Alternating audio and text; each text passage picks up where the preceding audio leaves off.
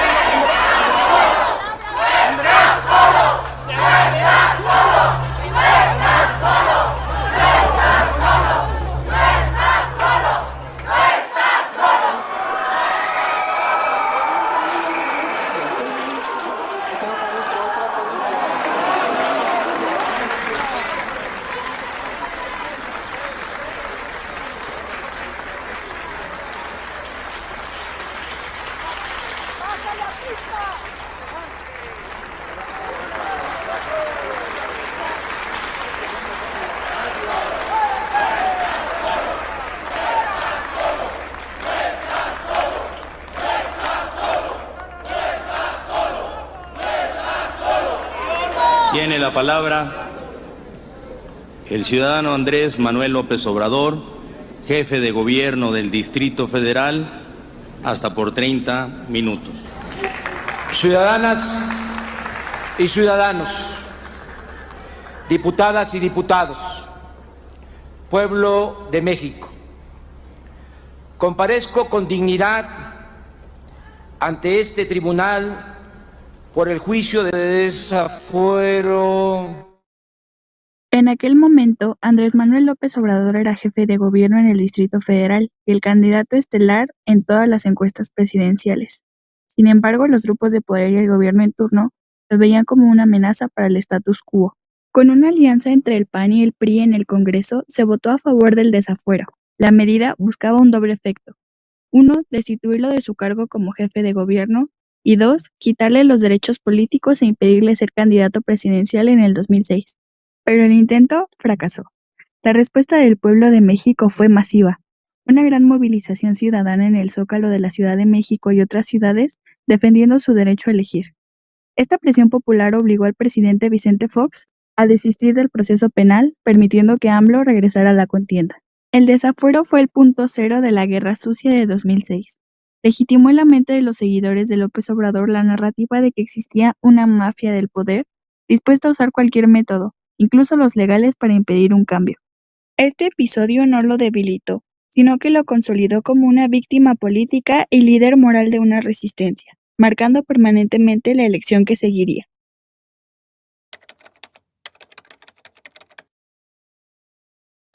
Nos prometió una pensión mensual y cumplió. Como presidente, Andrés Manuel López Obrador otorgará una pensión igual a todos los mexicanos mayores de 70 años. Cumplir es mi fuerza. Quiere, defiende y protege a la gente. López Obrador, honestidad valiente. Yo creo en los valores.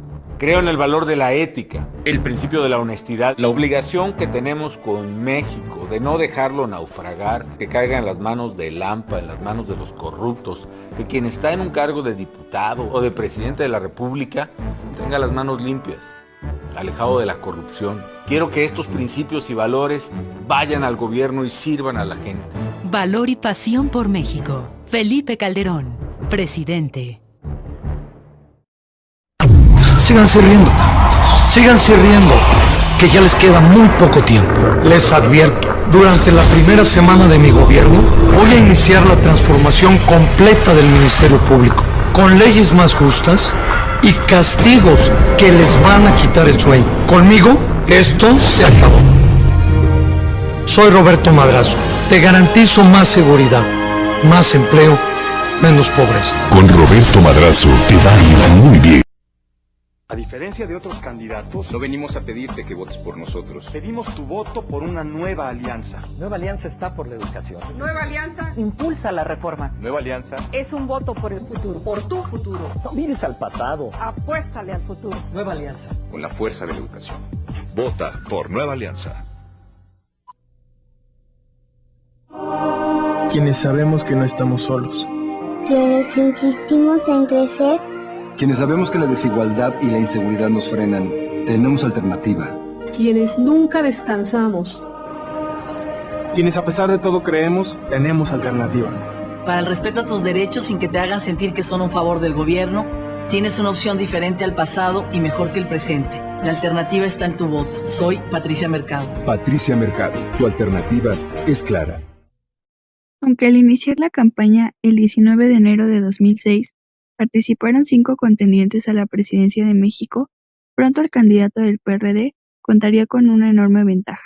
Con 10 puntos porcentuales sobre el candidato del PAN, comenzó la confrontación entre los dos candidatos, que fue subiendo de tono a medida que se acercaba el 2 de julio, día de la elección. La campaña de Calderón dio un viraje estratégico a mediados de marzo. Hasta antes de ese momento, se centraba en resaltar la integridad del candidato y tenía un tono predominante de autopromoción. Sin embargo, con la llegada de un nuevo equipo de campaña, la estrategia del candidato panista adoptó un tono de confrontación, calificando a su contrincante como un peligro. López Obrador convirtió al DF en un desastre económico. Tiene el mayor desempleo y el último lugar en crecimiento económico a nivel nacional. Con razón López Obrador no quiere debatir. Pero, ¿cómo generar mejores empleos y salarios? Ve el debate. Felipe Calderón te lo va a decir.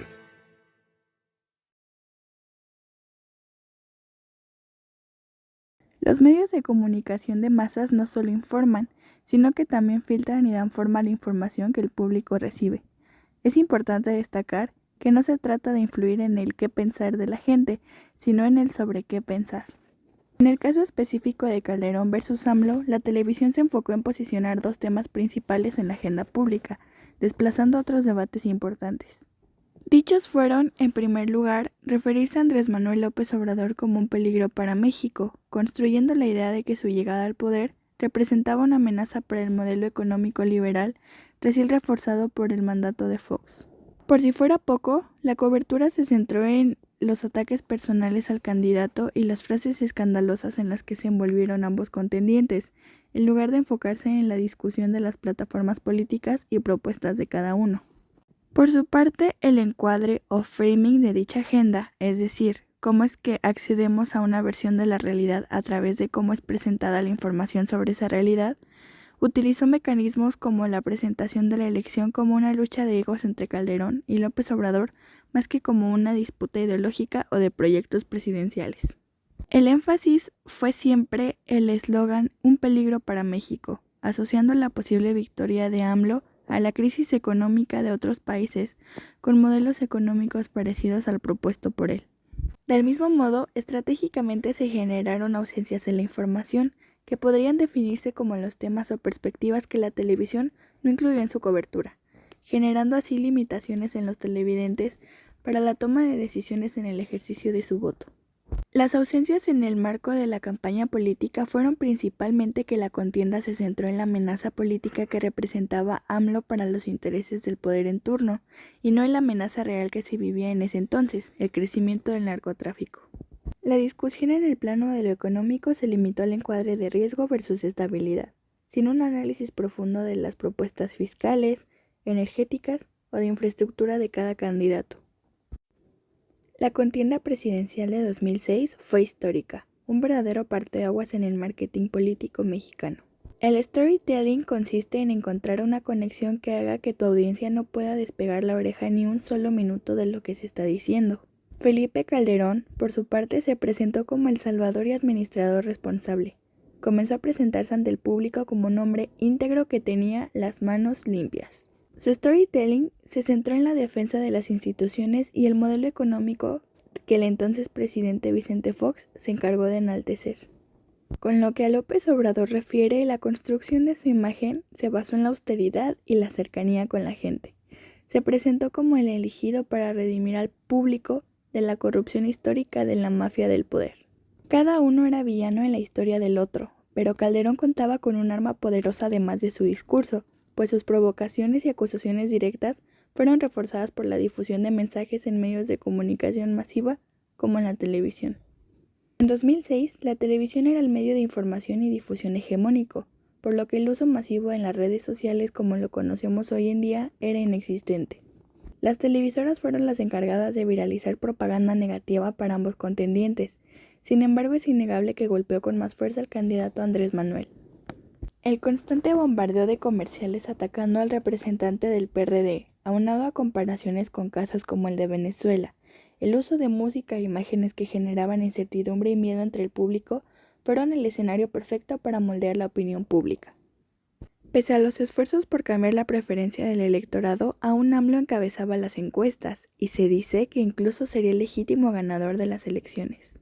La denuncia de un presunto fraude por parte de la coalición por el bien de todos, encabezado por Andrés Manuel, fue la consecuencia directa de la intensa guerra sucia y la desconfianza generada en torno al proceso. La campaña de AMLO entonces adoptó la nueva narrativa de la usurpación. Este mensaje se transmitió principalmente a través de canales alternativos y de la comunicación directa con los simpatizantes, ya que los medios tradicionales tendieron a deslegitimar y minimizar las denuncias y protestas. El caso Calderón versus López Obrador es una gran oportunidad de reflexión sobre los procesos electorales y poder en México. Marcaron antes y un después en los principios de la contienda por la presidencia. Podemos hacer uso de la teoría de capital de Pierre Bourdieu para explicar la llegada de Calderón al poder pese a las irregularidades en el proceso electoral.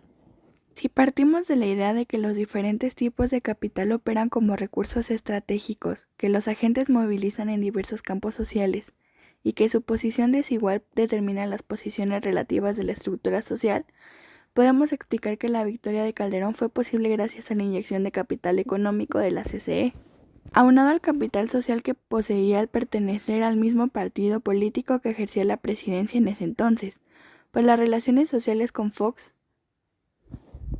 líderes de opinión y grupos de interés le permitieron acceder a un extenso catálogo de contactos que favorecieron su llegada al poder. Finalmente, esta estrategia de atacar el capital simbólico de AMLO fue efectiva porque apeló directamente al hábitus de ciertos sectores del electorado, entendiendo así el hábitus como un sistema de disposiciones en vista de la práctica que construye el fundamento objetivo de conductas regulares y por lo mismo de la regularidad de las conductas.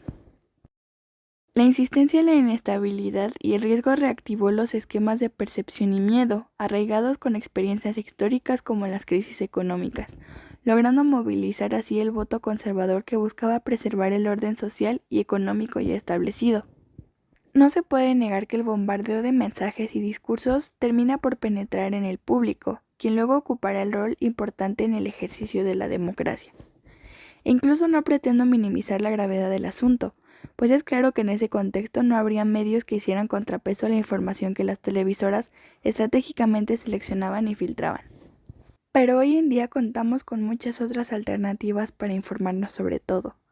Las redes sociales y plataformas digitales actuales nos permiten expresar nuestro descontento en tiempo real, lo cual considero un arma poderosa que nos explota lo suficiente.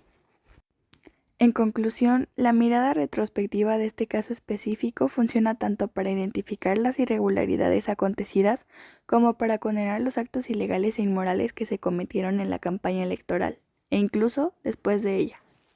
Pero no podemos detenernos ahí, sino que al encontrar el momento clave en la historia de la política de México, en el que se estrenó la guerra sucia como estrategia política, es fundamental para el ejercicio pleno de la democracia que se interpela a la resistencia. En pleno 2025 no podemos seguir permitiendo que la narrativa sea candidato versus candidato, en lugar de una verdadera contienda en la que se debatan propuestas relevantes para el país.